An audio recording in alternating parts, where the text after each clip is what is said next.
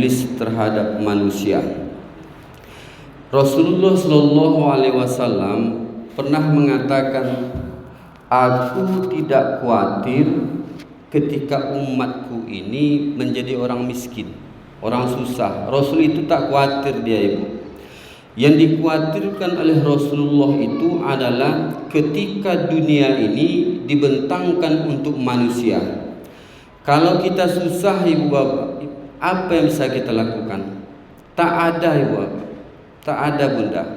Tapi ketika dunia ini dibentangkan untuk kita, banyak harta kita, mau yang baik bisa kita lakukan, mau yang tidak baik bisa kita lakukan, semuanya bisa kita lakukan.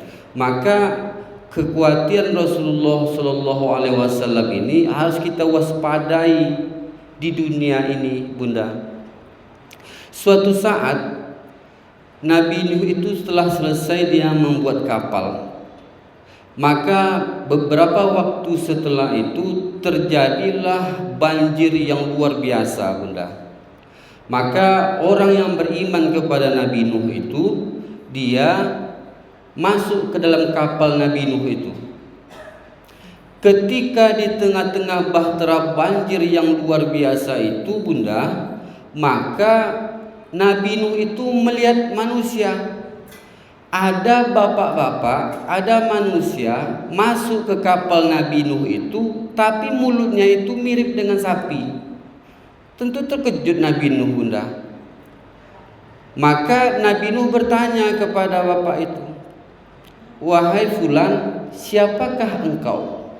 Maka bapak itu mengatakan, aku adalah iblis. Kenapa engkau bisa masuk ke dalam kapalku ini? Padahal yang bisa masuk ke dalam kapalku ini adalah orang yang beriman kepadaku.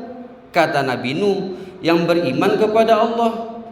Maka apa kata iblis kepada Nabi Nuh? Wahai Nuh, aku diperintahkan oleh Allah masuk ke dalam kapalmu ini untuk membuka rahasiaku terhadap engkau dan umat engkau manusia. Ada 5 perkara Nuh, tapi aku hanya bisa mengatakan 3 perkara. Yang 2 perkara itu betul-betul rahasiaku, kata iblis kepada Nabi Nuh alaihissalam. Maka ketika Nabi Nuh itu sedang berdialog, datang malaikat Jibril, bunda. Wahai Nabi Nuh, yang 3 perkara ini engkau tak perlu. Yang engkau perlukan 2 perkara itu. Maka terjadilah negosiasi, bunda, antara Nabi Nuh dan iblis. Terjadi negosiasi, maka tercapailah kesepakatan. Iblis memberikan 2 rahasianya dan menyimpan 3 rahasianya. Yang pertama, kata iblis, jika ada di dalam diri manusia sifat rakus, bunda, maka aku mudah melemahkan iman manusia. Jadi rahasia pertama, bunda, yang disampaikan iblis kepada Nabi Nuh, jika ada sifat rakus dalam diri kita, maka aku mudah melemahkan iman manusia, kata iblis kepada Nabi Nuh. Wajar saja, bunda, kalau rakus kita pasti tak ada yang suka dengan kita. Antara adik beradik aja, bunda, rakus pasti bisa terjadi perkelahian. Antara teman aja di kantor, bunda, rakus kita, atau banyak nak tegur sapa lagi. Antara tetangga dalam masyarakat, rakus dia. Bisa jadi gara-gara rakus itulah yang membuat putus hubungan silaturahim itu. Maka betul kata Rasulullah Shallallahu Alaihi Wasallam, iyyakum wasuha, iyyakum wasuha, iyyakum wasuha. Apa kata Rasul kepada sahabat? Jauhilah oleh kalian perbuatan rakus. Jauhilah kalian perbuatan rakus. Karena sesungguhnya kebanyakan orang dahulu itu celaka disebabkan karena rakus mereka itulah. Dek rakus itulah orang banyak sengsara. Karena rakus itulah orang menjadi kikir, Bunda. Maka Bunda, jika ada ini pada diri kita, maka hati-hati. Ini yang menyebabkan lemah iman kita. Suatu saat Bunda, Nabi Isa alaihissalam sedang ceramah dia. Ketika sedang ceramah, tiba-tiba datang 3 orang pemuda kepada Nabi Isa alaihissalam. Wahai Isa, kami tak butuh tausiah engkau. Kami tak butuh ceramah engkau. Yang kami butuhkan hari ini adalah harta. Piti kalau sawah. Haroto, piti, ome, segala macamnya. Kalau ceramah kami dengarkan, kalau perut kami lapar, apa gunanya? Kata 3 pemuda ini, Bunda. Maka Nabi Isa berkata kepada mereka, jika harta yang membuat kalian senang, jika harta yang membuat kalian bahagia di dunia ini, tunggu aku sore nanti di sini. Kata Nabi Isa kepada 3 pemuda ini, Bunda.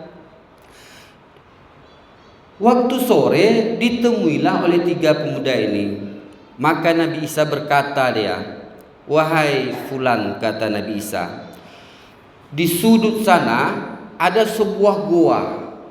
Goa ini telah tertutup oleh batu yang besar, dan di dalamnya itu ada banyak harta peninggalan raja-raja terdahulu.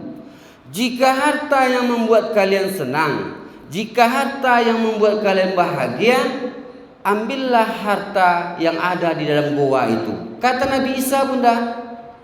Maka keesokan harinya mereka itu bertiga, ada yang membawa apa nama, Bunda, penokok, ada yang membawa yang besar itu apa nama itu, martil, segala macamnya lah dibawa. Maka sampailah di pintu goa itu. Ketika sampai di pintu goa itu, Bunda, mulailah mereka itu menokok-nokok batu yang menutupi pintu goa tersebut. Karena kerjasama yang bagus, semangat yang kuat, akhirnya tengah hari terbukalah pintu goa itu, Bunda. Hancur batu itu, Bunda. Lalu dia terpelongo lah menengok dalam temu, pade aroto dalamnya. Banyak, Bunda. Emas tu berserak dalam gua itu. Sana ni. Kau lah baca ampu solo ko. Kalau Indonesia 10 minit kan, Bunda. Lah kaku ambo ko, payah kan, Bo. Jadi, Bunda, karena siang perut mereka lapar. Gikolah sananya. Sebelum kita membagi harta ini, makanlah wak dulu. Perut lapar katanya. Kan betul juga sebenarnya, Bunda ya. Perut lapar tuh awak makan. Adalah surang biak lambo yang membelikan nasi bungkus di pasar, kata satu orang pemuda ini. Pergilah seorang itu, Bunda, membeli nasi bungkus di pasar. Di tengah perjalanan muncullah sifat rakusnya. Kecek dalam hati, Bunda, kalau ambo beracun makananku, maka seluruh harta yang ada di gua itu akan milikku. Muncul rakus le, Bunda. Canggikolah sifat awak manusia tu, Bunda. Muncul rakus le. Beli nasi lah dia, Bunda. Sampai beli nasi itu dimasukkanlah racun oleh pemuda ini. Ternyata, Bunda, orang yang tinggal berdua di dalam goa itu buat kesepakatan pula, Bunda. Nganya bonganya bapa cawonyo kalau haratu ko awak bagi dua ni. Atau bagaimana caranya nya? Bekok sampai buyung tu ke pintu goa, sampai di pintu goa awak tokok kepalonyo sampai mati. Kata 2 orang yang ada di goa ini. Ayolah kalau begitu terjadilah kesepakatan, Bunda. 1 membeli racun, 2 ingin membunuh. Datang anak muda yang beli nasi ini lagi ke goa tersebut. Ketika sampai di pintu goa, memang betul, Bunda, masuk kepala itu, dipukullah kepala itu sampai mati. Akhirnya orang yang beli nasi tadi mati di tempat. Tu ongah sebelum awak bagi haroto kamu awak makan dulu poin lapanya. Akhirnya apa terjadi bunda? Makanan yang beracun tu dimakan akhirnya apa yang terjadi? Ketiga-tiganya langsung mati di tempat. Kenapa itu bisa terjadi bunda? Karena sifat rakus ada pada diri mereka. Dan sifat rakus itu bunda bukan dahulu saja, dari sekarang rakus itu tetap ada. Sampai sekarang bunda rakus itu tetap ada. Maka luar biasa bunda kalau sifat rakus nih.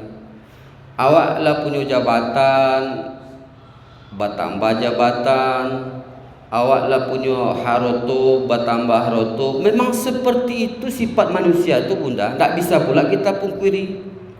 Apa kata Rasul? Kalau seandainya ada satu wadian yang penuh dengan lembah emas, wadian itu lembah itu isinya emas, maka manusia itu diberikan satu wadian, maka dia pasti akan mencari wadian yang lain. Begitulah bunda. Kapan itu berakhir? Ketika mulutnya dimasukkan tanah. Maka bunda, awak sebagai orang tua hati-hati. Hati-hatinya maksudnya seperti apa bunda?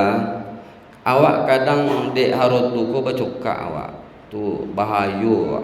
Dek harotu awak bacokak. Dek harta tu kita bisa bertengkar antara adik beradik. Apa penyebabnya bunda? Salah satu rakus itulah. Rakus itulah bunda. Berapa banyak sekarang tu bunda antara adik beradik tak tegur sapa. Dek gara-gara haroto. Haroto ama ayahnya bunda. Bisanya bercokak, berkelahi dek gara-gara haroto tu. Kenapa bisa terjadi? Rakus itulah. Maka hati-hati bunda. Jendek gara-gara itu bercokak adik beradik. Hati-hati. Karena itulah yang membuat lemah iman kita. Doki anak pun seperti itu bunda. Jangan kita pilih kasih terhadap anak. Dan kita sebagai orang tua jangan pula takut dengan anak. Itu pula bunda. Kadang ada pula orang tua ni takut pula kepada anak. Anak yang ngatur orang tua. Kalau ladu amak diatur dia anaknya alamat sensaro amak. Sampai mati amak akan sensaro. Jangan mau kita diatur oleh anak. Masa kalau tidak kuliah, mama harus wajib membelikan Pajero Sport. Kalau tidak, abang tidak kuliah. Coba mana? Ada sih kok mak? Tidak ada kan? Tidak ada Honda ni. Kalau mama tidak belikan CRV terbaru yang harganya 700 ini tu, adik tidak akan kuliah. Pak apa cara? Iya kalau laki awak kayu, amak kayu. Sempat bangsek. Bangsek tu dah maknya.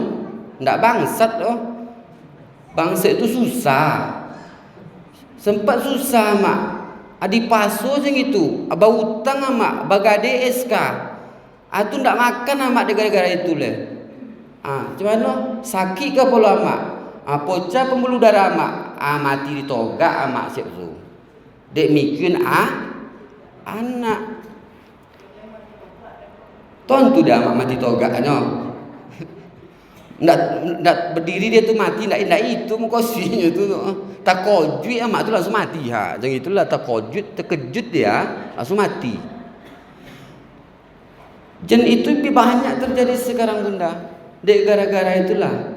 Kalau ada anak kita yang memaksakan kehendaknya kepada kita sebagai orang tua bunda, dua pilihan. Bangkit kau dari rumah kau. Gitu cara bunda. Di gerotak anak awak tu, bangkit kau dari rumah kau ndak apui nama kau di kakak. Kakak tentu dah maknya. Kakak kartu keluarga, kau coret nama kau di kakak tu, kalau ndak berangkit dari rumah, kalau ndak ikuti aturan mama. Macam itu cara mak. Bunda yang dimuliakan oleh Allah Subhanahu Wa Taala, Itu tujuan supaya apa? Mendidik anak kita supaya tidak rakus. Atau bunda letaknya di panti asuhan sabulan training. Tentu di bunda trainingnya sabulan, trainingnya di panti asuhan tu suruhnya tinggal situ. Biar tahunya tinggi dunia gue, supaya dia tidak mau melawan-lawan kepada kita orang tuanya. Itu maksudnya bunda. Maka bunda, sifat rakus hilangkan dalam diri kita. Itu yang pertama bunda ya.